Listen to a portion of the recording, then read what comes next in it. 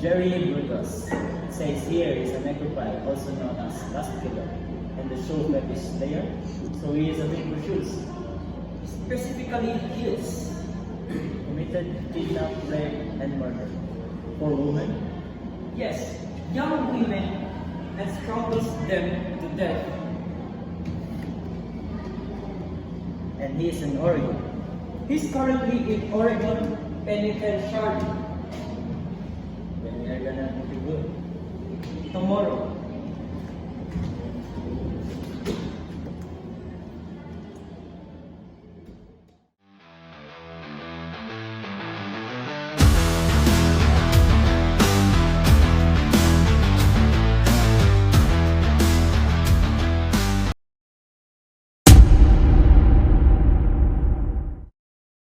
So what makes the Epithymia here? Good morning, Mr. Martin. I am Agent Jahan from Edward Sanson, and I would like to conduct a recorded interview with Mr. Jerry Brutus.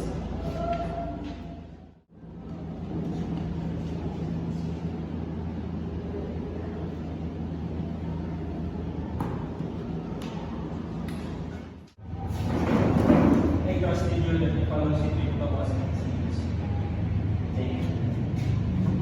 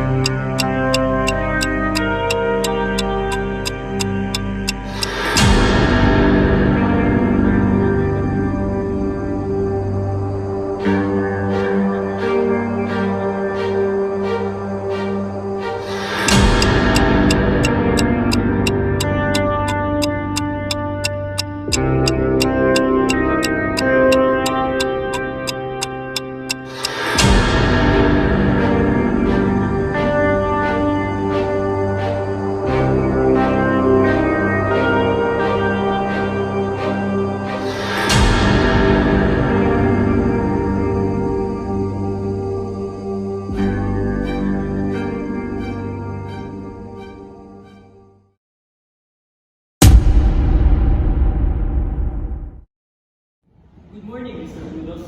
I am Agent Gibson and this is Agent Jahan from Federal Science Unit. Would it be okay to interview and record you for serial case society?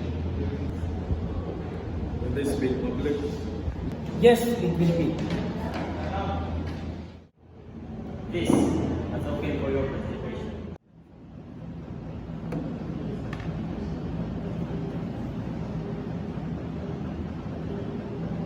Will you excuse me, gentlemen?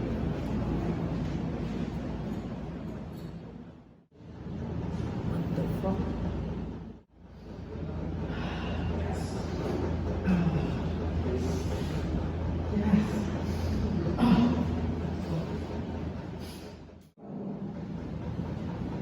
Alright, gentlemen.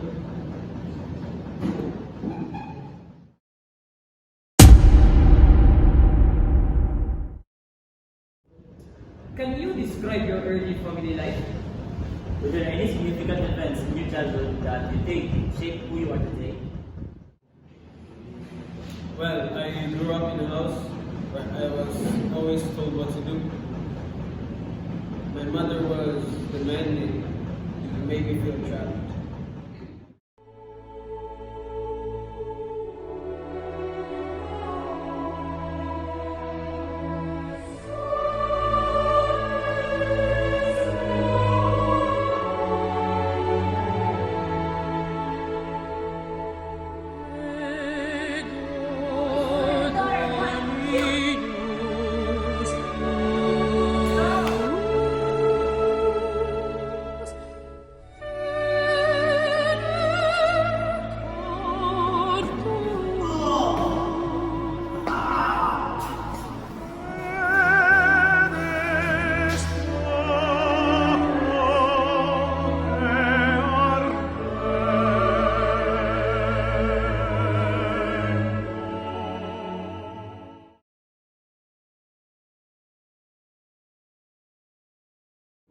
So, what were you thinking when you committed your first crime?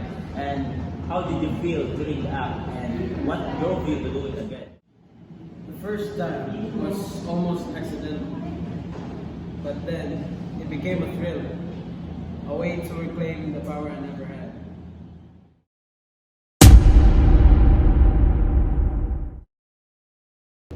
And Mr. Brutus, how did you choose your victims? And what traits did you look for in someone before targeting them? Well, I chose women who reminded me of her. They were vulnerable, just like I felt. It was about control.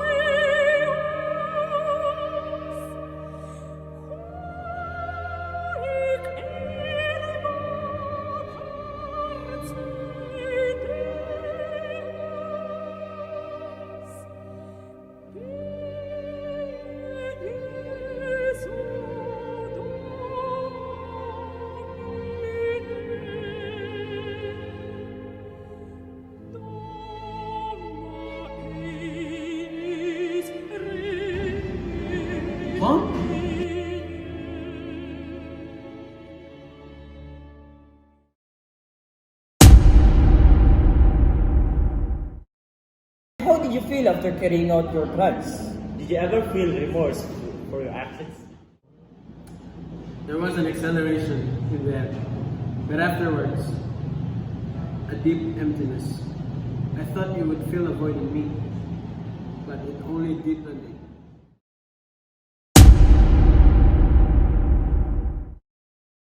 And how would you describe your relationship with authority figures? And do you believe that there's connection between your past and your actions? Authority always pushing me down. I don't want to be powerless anymore. I thought like rebelling is the only choice.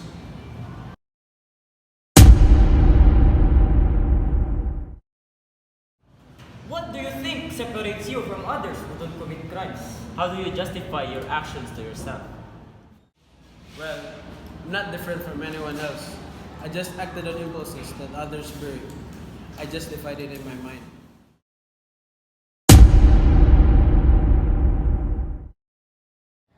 So, last question, Mr. Brutus. Were there any fantasies that preceded your crimes? And how did your fantasies influence your real life actions? Fantasies became reality that I couldn't resist. They were seductive, pulling me in until I couldn't tell the difference anymore. Thank you for the insights, Mr. Brutus. No, thank you for this gift.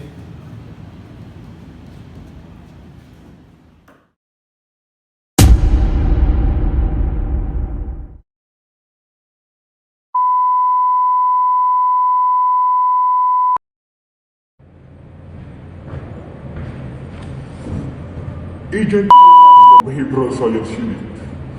I've been with the Bureau for 20 years, most of the time spent analyzing and profiling violent offenders, particularly serial killers. Jerry Brudos fits a pattern we've seen before, but as always, there are elements that make him unique.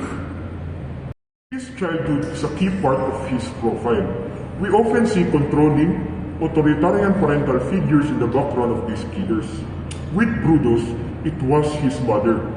Her demands made him feel trapped, and this feeling of helplessness fostered a deep-seated need to reclaim power. Something we find at the core of many serial offenders. The house he grew up in became a psychological prison, and later in life, he found a way to break free of that through control over his victims. What's notable is how his motivation shifted. It started out as something almost accidental, but soon enough, the thrill of having power over others consumed him. That's a pattern in serial offenders. They escalate finding pleasure in what others would find repulsive. Brudos didn't kill out of necessity. He killed for power and control.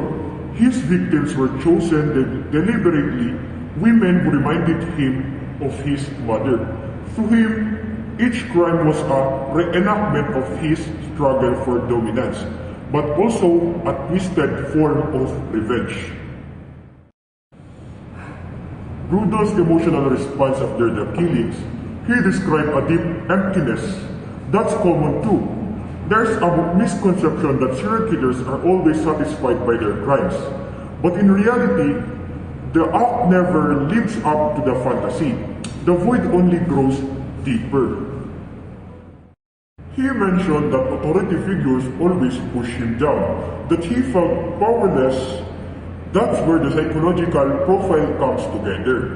Many serial killers see themselves as victims, rebelling against a system that, in their minds, wronged them. Brudos justified his actions as a way to reclaim his perceived lost power. There's also an important insight into the overlap between fantasy and reality. He could separate the two. His fantasy became his reality, and the lines buried beyond recognition. That's when he became the most dangerous, when he lost control, not just over others, but over his own mind. I've seen this kind of escalation before. Each case is different, but the patterns, the building blocks of their behavior are there. With Brudos, it's clear he was driven by control, by power, and ultimately by the need to reclaim what he thought had been taken from him. But in doing so, he created a monster that he couldn't escape. Good morning. I am Agent from Behavioral Science Unit. This is my first time interviewing someone like Jerry Brudos, a serial killer. I've been studying across like he's in training, but sitting across him is different. You realize you're not just talking to a criminal, but facing a mind that's been twisted by years of pain, anger, and obsession. Brudos talked a lot about his childhood, about how his mother controlled him. You can hear the resentment in his voice, even now. It's clear that she had a huge impact on shaping who he became. In behavioral science, we know that childhood experience can be a catalyst for someone developing this kind of pathology. For Brudos, that controlling environment led him to create power in the worst way possible, by dominating his victims. He mentioned that his first crime was almost about accidental, but quickly changed. It became about the thrill of taking power, of control, of being the one in the power. What really struck me was how he described emptiness afterward. I expected him to talk about the satisfaction, the victory, but instead, it's like he was chasing something that he could never touch. It's disturbing to think about how he kept trying to fill that void and failing again and again.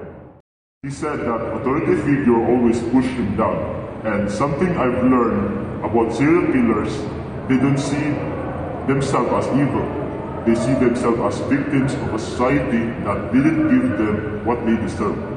In Buddha's case, he justified every action, every crime, as a way to reclaim what he felt was taken from him, his power.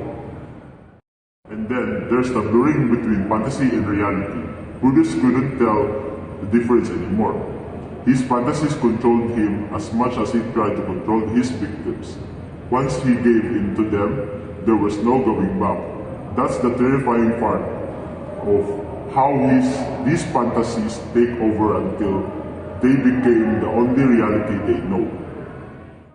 I've been studying cases like this, and I've read about how serial killers escalate, but hearing Buddhas describe it in his own words was unsettling. It's one thing to read the profile and to witness the mind behind it. This was my first time, but I am beginning to understand how deep these patterns go. Buddhas show us how much childhood trauma, unmet desires, and distorted fantasies can shape someone into what we saw here. This case has been an eye-opener for me, and it's just the start of understanding the minds of people like Buddhas. There's still so much more to learn.